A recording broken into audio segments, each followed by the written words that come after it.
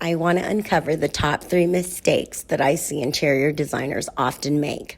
Okay, mistake number 1 is not investing in proper setup of their books. I understand why people do this. It's often a cash flow situation in the beginning, or they just want to get it done, not realizing that books that are incorrectly set up are worse to me than just taking a company and setting it all up from scratch, because I'm now looking at the things that were set up incorrectly. There's so much more to have to look at, okay, than to just take the time to set it up correctly, either by videos provided by Studio Designer or whatever platform you're on, or booking a call with me or somebody else in order to get that done, okay? I charge more for an existing business than a new business, regardless of how long that is. Some of the times I'd rather just start from scratch. And I've seen people do that when their books are just so awful, okay?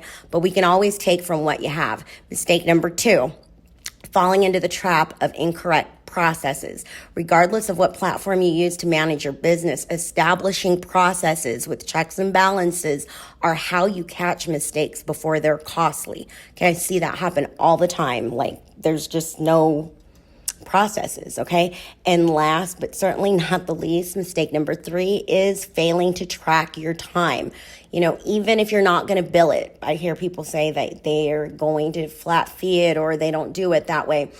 I mean, you don't have to bill it. Tracking your time, not time billing, tracking your time is just as important as time billing, okay? It keeps everybody, including the interior designers, business owners, and or the team when applicable.